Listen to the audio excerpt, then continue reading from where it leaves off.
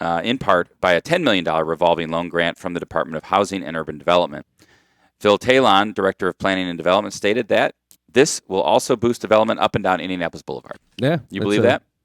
No doubt about it. We already have one business that's interested in being a tenant on the outlot. We have an outlot, and it's a physical therapy type place. But they want to be close to this development. I tell you, it's awesome what's going to happen. What we're trying to do now is there's a gap between what we have available and what's going to cost, about $6 million gap. Wow. In that ballpark. But we're trying to figure out how to close that gap right now, and then we'll get the project started. Is it going to happen? Yeah, the project's definitely going to happen. It's how extravagant is it going to be? Right now, it's got 8 basketball/volleyball courts and 2 indoor soccer fields on 2 different sides. So if you're on the soccer side, it doesn't mingle with the basketball side. That's a good thing, by the way. Yeah, because for noise situations, absolutely. It's a solid wall separating. Yeah, that's important. And then we're anticipating basketball will be busy pretty much year-round, basketball, volleyball side.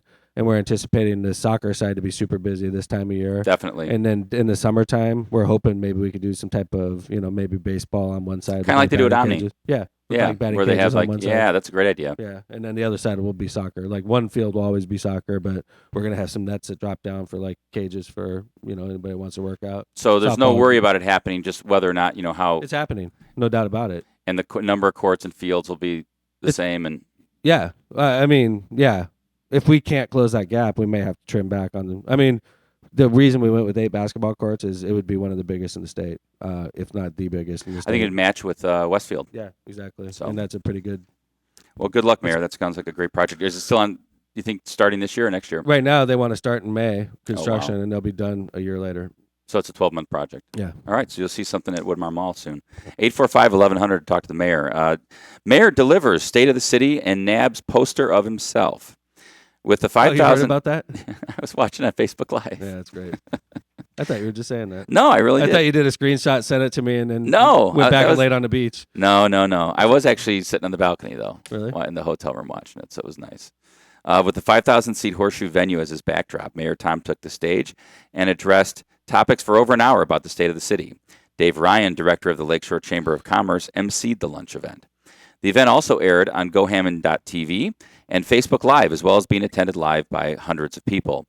Dan Nita, the general manager of Horseshoe Hammond, surprised the mayor with a poster similar to those that are given to the acts that play the venue, stating jokingly, "My staff was happy to do this as they reminded me the mayor was an act we didn't have to pay for." It was the cheapest one I've ever had. In fact, we probably paid to go in there. So. I bet Lakeshore did, sure.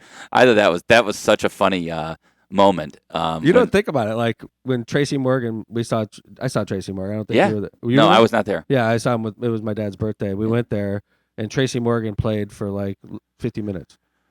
And I was like, I did like an hour and 5. Right. So I'm just. But he had to be funny the whole time. He was funny the whole time. Well, you know what though, Tracy Morgan. You were funny honestly, a little bit of the time. I was funny a little bit of the time. I thought the stuff with your dad was good. Yeah, teasing your dad. That was. I was good. definitely teasing my dad a lot. He was right in front of me. So. I mean, a lot of good topics you hit, by the way. Yeah, I thought it went really well. Dave and I had literally a 10-minute meeting the day before, just sort of airing out what we thought we should hit.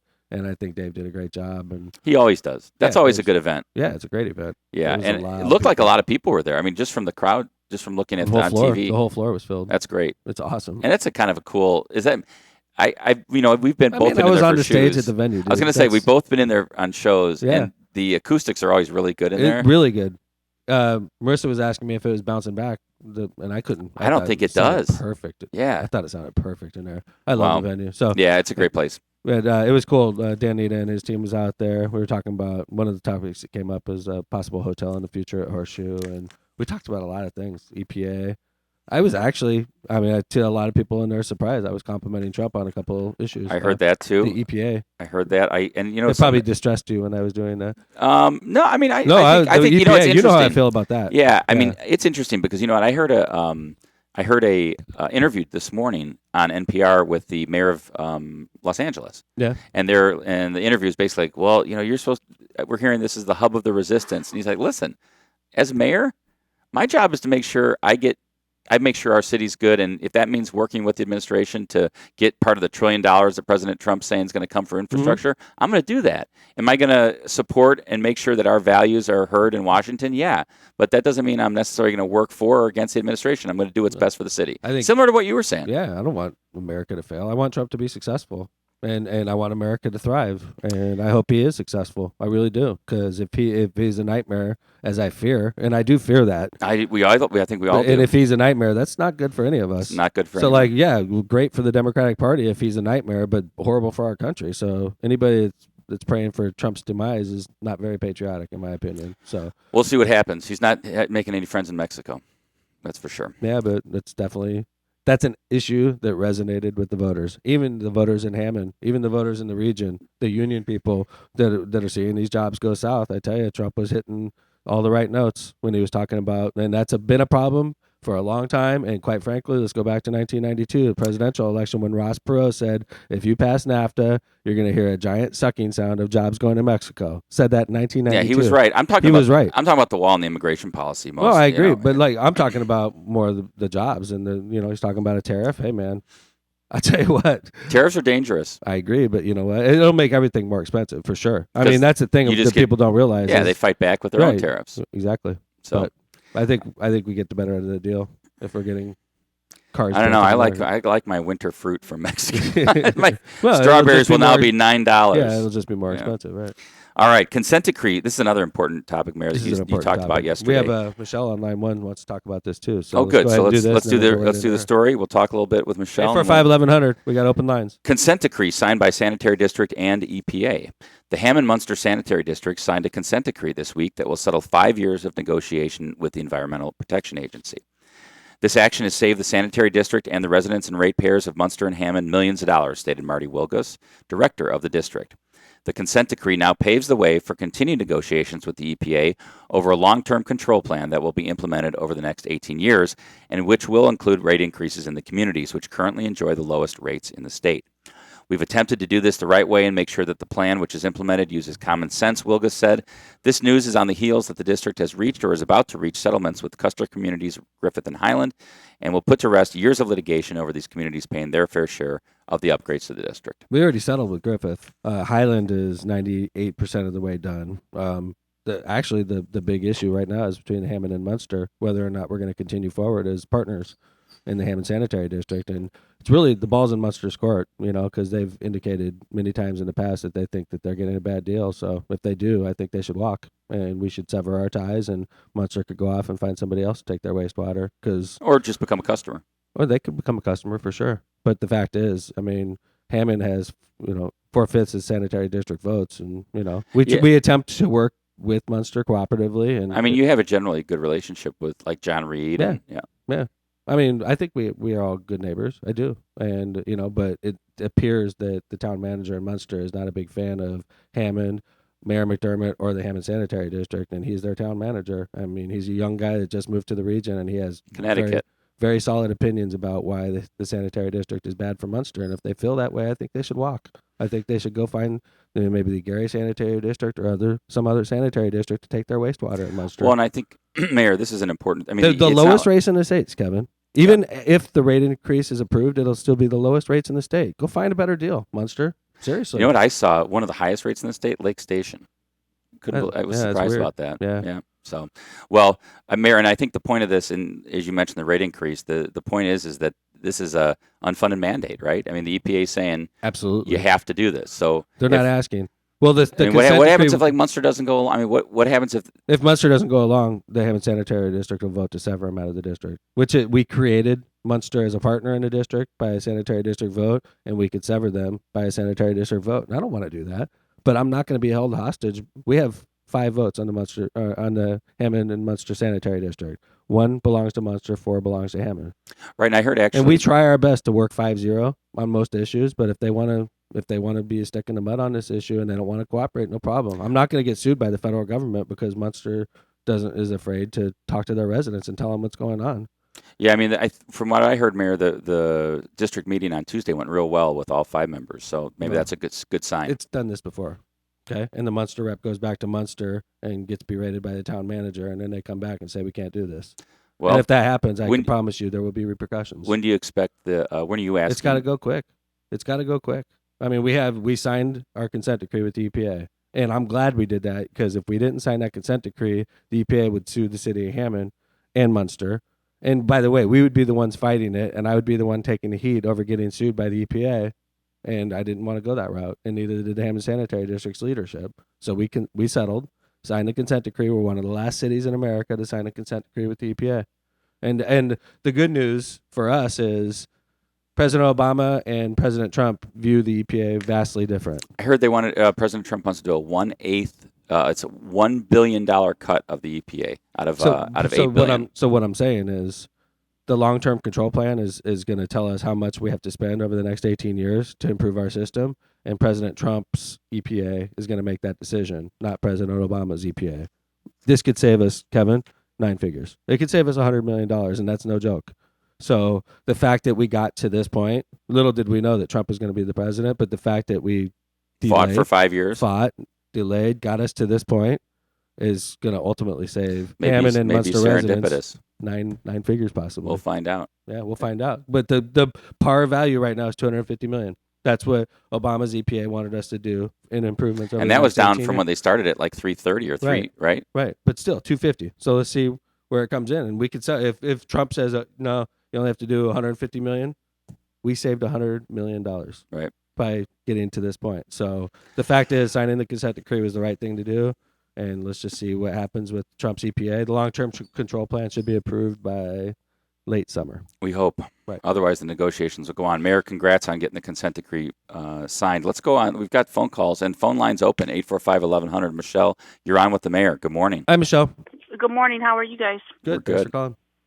I'm calling because my grandma lives on 163rd Street, the 3335 163rd Street, and the sanitation department said they were there, but they were never there. You mean like garbage pickup when you say sanitation, or do you mean sewer? Sewer. There's a sewer problem there. Yeah, in the street. The plumbing. They had a plumbing company come out and take a camera down to their sewer, and they marked a circle with an X in the street. Okay. You said 3335 163rd? Yeah, if they would come about like 11, because they don't get up very early. Okay. Well, my guys are going to be out there probably in 10 minutes, okay? So, and the good thing is you're up now. Yeah. So, anyway, early day they'll be for out you. there. I can't tell them what time they show up. They have plenty of things to do. So, all right. All right. Thank you for the call. Thanks. Boy, I wish I could do things like, can you come out at 11? I don't get up that early. Right, yeah. When's the last time you got up at 11? Never.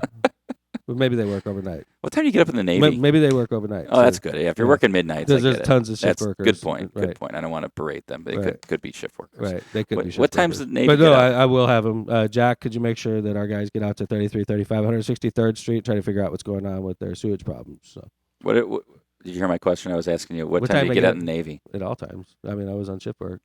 Oh, yeah. So we were on 18-hour days. And you probably don't even know what time it is. You don't. The only way you can tell is what you're eating. If you're eating eggs, it's breakfast. Wow. You would literally wake up, and I would eat pizza. And because you wake up at midnight and you're going to be on the overnight shift, wake up, and your quote-unquote first meal when you wake up is mid-rats, pizza. Wow. We always had pizza on Friday nights.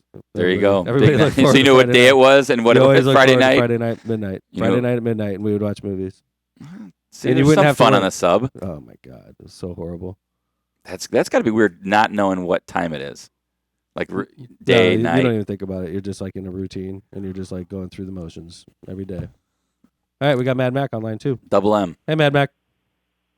Hey, when do I get my 1% advisory fee cut on the amount of money you're going to save on that sewer project?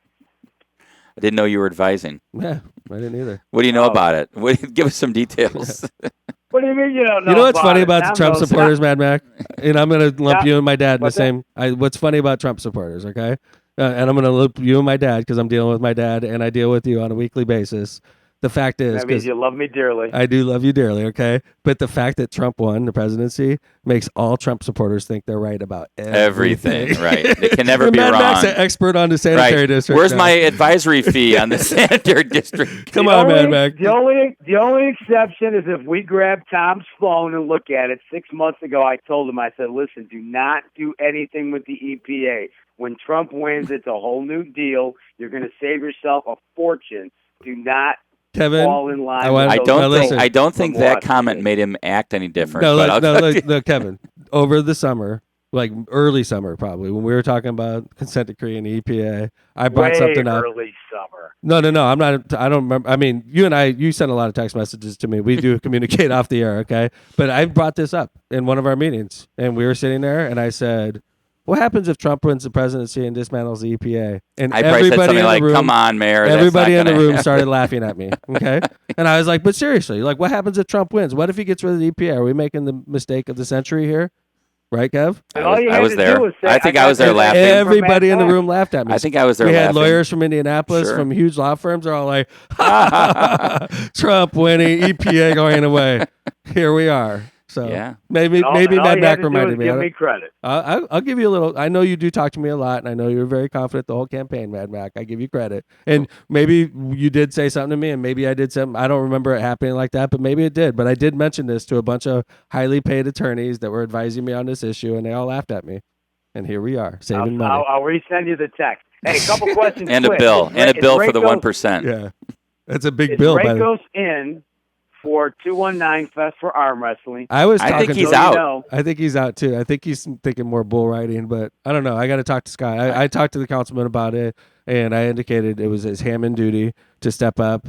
By the way, To either tell bull him- ride tell him or to arm strap on a wrestle. pair and get in there for the arm wrestling. I didn't put it And that way. He is so one of you my know- councilmen, so So you know, wait, we got a new name for you. It's going to be 10 times Tom because that's the return you're getting for the train money, right? yeah. But we're going to make it 8 times Tom because if you're getting all that free money for the benefit of Hammond, I think it's okay for Griffith, Highland, Munster, et cetera, to say, wait, if Hammond's getting all the free money, no one else is, you pay for the project on your own, and if it hurts the social services, whatever, you can reshuffle that But money. you have to keep in mind, give though, a Mad little Mac, back. why Hammond gets the best return in this particular case is because it has to happen in Hammond. All the infrastructure Right, to make because, this yeah. happen. Problem- Okay, but like Oh, after this, I agree with that totally. 'Cause After if you're this gonna tear point, your though- town up for a train, I think you should pay for it. It's all yours. You get the free money. This isn't something we everybody asked for or else- wanted. so but we're after, keeping our own tax money, and you keep yours. all Okay. right, thanks, Mad Mac. Okay. That's why that's the mad part of Mad Mac. Yeah. The After, first but part. after this is over, though, Kevin, after the train is down to Dyer, okay, Mhm. the next phase is going to be Dyer to Lowell, Yeah. Dyer to Valparaiso. And Hammond to Valpo. Right. No. I'm sorry. No, You're right. Dyer. Dyer to It's Valpo. all Yeah. after this. Hammond Mayor is out of the equation. Yeah. This is the one time that Hammond could benefit from the South Shore expansion. After this, it's over for us.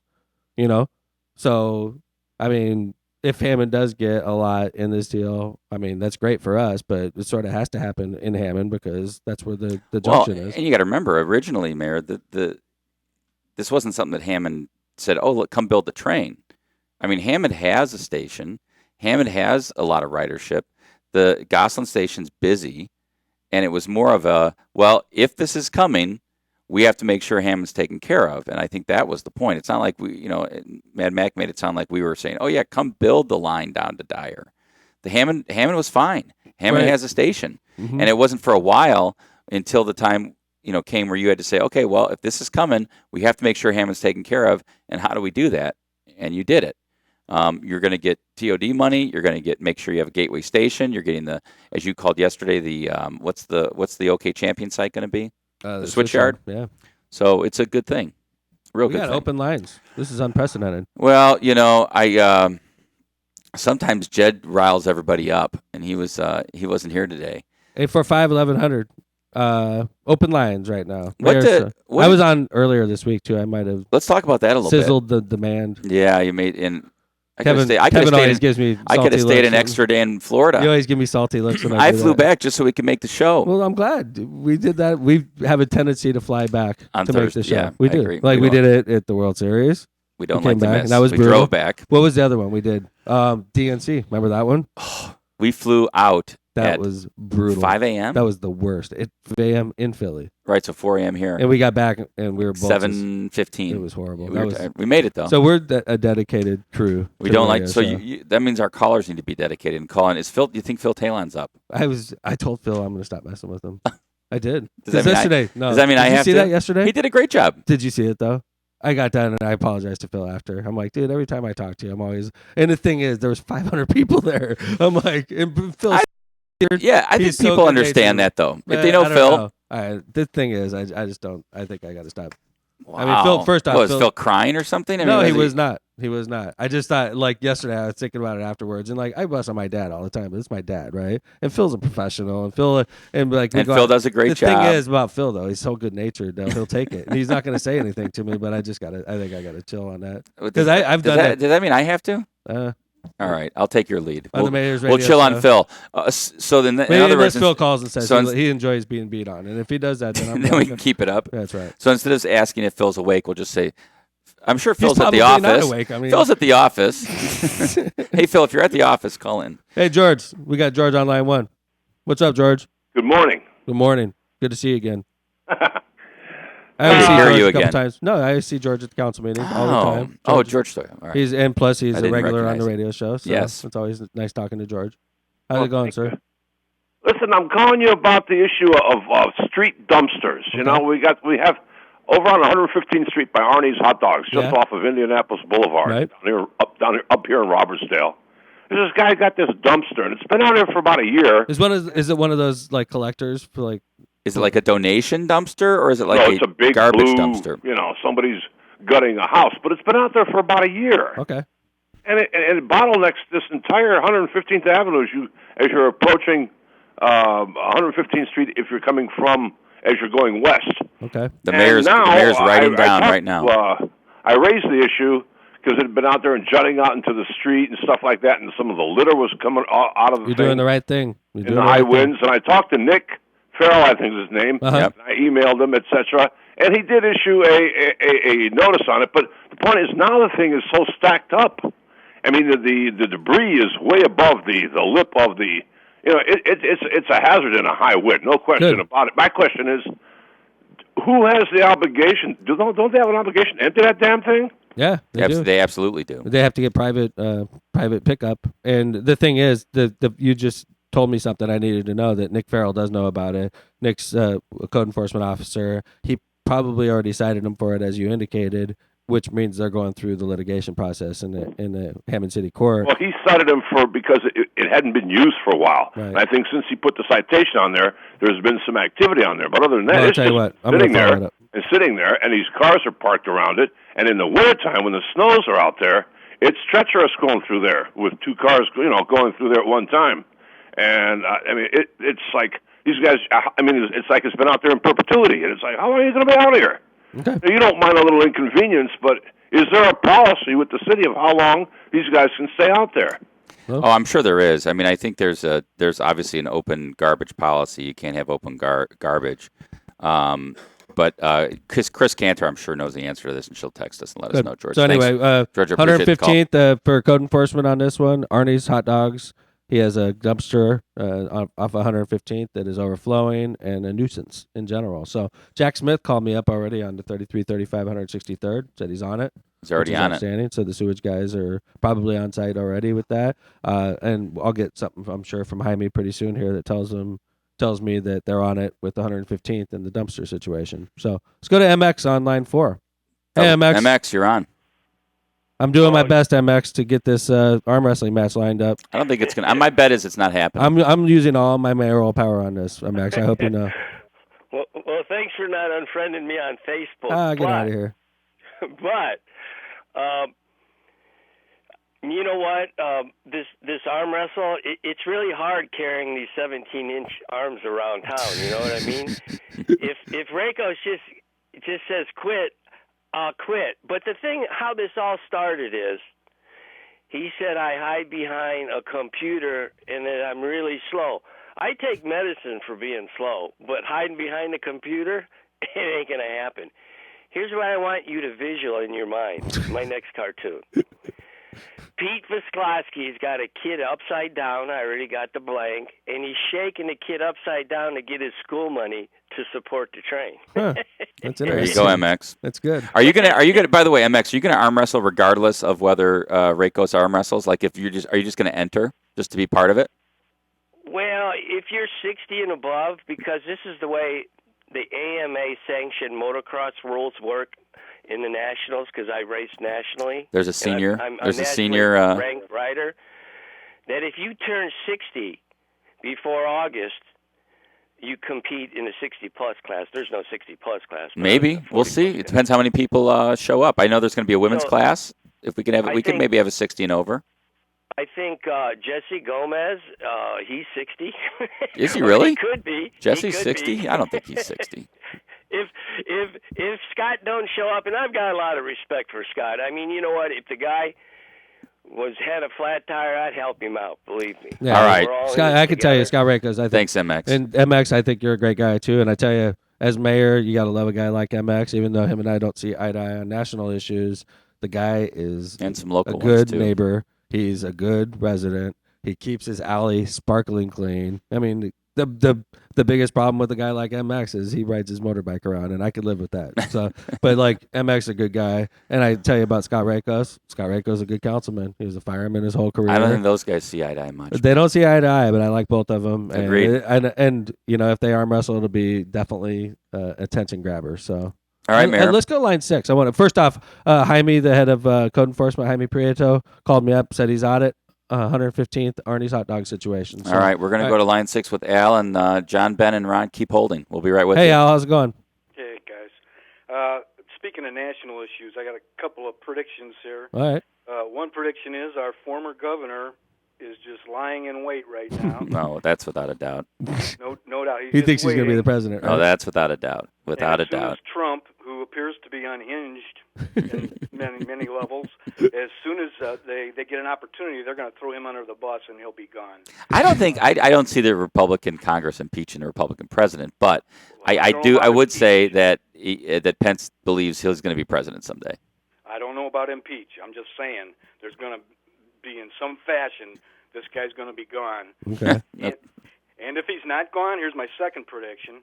If he's not gone, all of his real estate holdings in far-flung areas like the Mideast and vulnerable to terrorism. You know what? This is very interesting. I heard this from somebody else the other day. Yep. It was our friend Dan. I wouldn't want to stay in a Trump hotel. If you're in the Middle East and you're in Trump hotel, I wouldn't want to stay in a Trump hotel. Right? I mean, I'd be nervous about staying in a Trump That's hotel. That's a really good point US. the caller just brought up. Let me tell you what they're going to do, in my opinion. My prediction is that Eric Prince, who is the founder of Blackwater, and changed their name to Z, the militia business, he's the brother of Betsy DeVos, who's being interviewed as the nominee for the Secretary of Education. Billionaires, right? Yep. So Eric Prince, who better should the government pay, because you can't send troops over there to protect hotels that Trump's got his name on in Abu Dhabi or whatever, who better to send than the billionaire brother, Eric Prince, and his militia, and you taxpayers are going to be paying to protect hotel investments throughout the globe. All right. Well, thanks Al. Thanks for those predictions. We'll write those down. Like if we would have only written Mad Max predictions down, right? See about the EPA. I did bring that up in the middle of a big meeting. I agree with you. I don't remember Mad Mac doing it. I mean, he texts me all kinds of stuff. I'll get like text from Mad Mac. It'll be like 6 pages long. You'll be like, okay. Yeah. So like, I'm not saying it's not impossible. Mad Max did send me something. So it's quite let's go at line 1, Kevin. All right, John, you're on with the mayor. Good morning. Hi, John. Hi, good morning, gentlemen. How are you? Great, sir. My name is John. I'm a North Hammond resident. I'm calling with a couple concerns. Sure.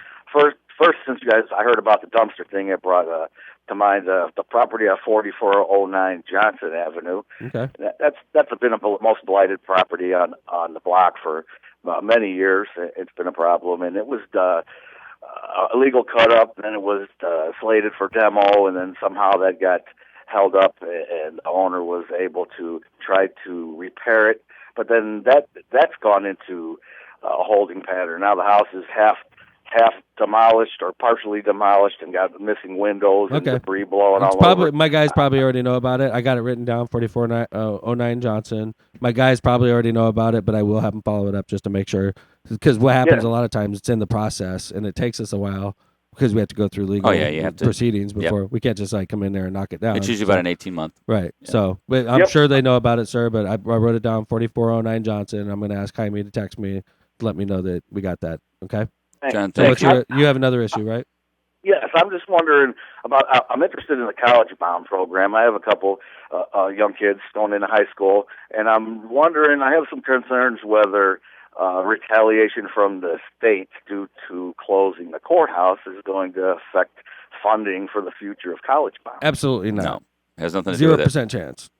There has been no repercussion at all from the state of Indiana over this. I haven't heard a phone call. I got a meeting. In fact, if anything, the governor called me up and said, "Hey, I want to get together with you and talk about a few things." We got a meeting set up for next week. Not 2 weeks coming up. 2 weeks. So the fact is that was all. And I know that people were fearful of that, and but there's been no blowback at all. College bound is safe. College bound is safe. And quite frankly, when I go downstate and talk to legislators and talk to people in the governor's administration, they talk about college bound. Yep, as a great way of using gaming They're like, money. man, it's a great idea. You guys are doing great. So, and for those of you, and thanks, John, for the call. For those of you that are looking for more information on college bound, go to gohammond.com and you can go right to the college bound. I'm glad he page. asked that question because college bound is probably across the state one of the most positively viewed things going on in the region. And there's no way. When we first brought college bound up, Mitch Daniels got out in front of it, and not him himself, but the State Board of Accounts, and they were throwing roadblocks up in front of us. And I sort of challenged the governor on it, Mitch Daniels at the time, and they backed off. They backed off. We were like, this is exactly what we should be doing with this money, and they backed off and they agreed. So, all right, Ben, you're on with the mayor. Hey, Ben, line 2. We got one more call after this. We got Ron waiting to talk about another issue. Hey, all Ben. right, we got a couple minutes. Go ahead, Ben. Oh, yeah, I seen that you guys had you also mentioned last week there was a job opening for the Gene Shepherd Center Dowling Park manager position. I was just asking, is there any veteran preferences? We do have veteran preferences to bring people in, but no, I mean, on a job like that, I usually go internally first. Usually when we bring in new people, we bring them in at more entry level, and you got to work your way up, kind of. And that's been sort of my policy. I'm not saying it's not unheard of to bring somebody in to a particular job, but usually that would have to be a really technical job. So I do hire tons of veterans, though. I'm a veteran myself. Is that and that position, is it still available? Do you know? Yeah, it is. And I can let you know that there's probably 50 people that put in for it. Internally? Yeah. Wow. It's with the closing of the court. And it goes internal first, then external? No, I mean, we don't have to. But, I mean, if somebody from the outside was going to put in for it, they would have to blow our socks off. So thank you for the call on that. But, yeah, it's interesting that this job is generating so much interest, but it is. It's a good job. It's a great job. And the thing is, I think, and by the way, I've already had like 10 people give me their resumes about the field house that we're building. It's not That's even great. We're still deciding what it's going to look like. Well, it's so cool to have, I think, young people interested in jobs that have to do with like youth sports and recreation, because those are the people that are going to drive and make it a really good program. Yep. So the thing is, I think the Shepherd Center, if the person does a really good job at the Shepherd Center, it's a natural fit to take a step up. So there it's you go. Be sort of a proving ground for me. You're already thinking. All right, we got line 3. Last call today. Let's go. Hey, Ron. Ron, you're on with the mayor. Hey, good morning, fellas.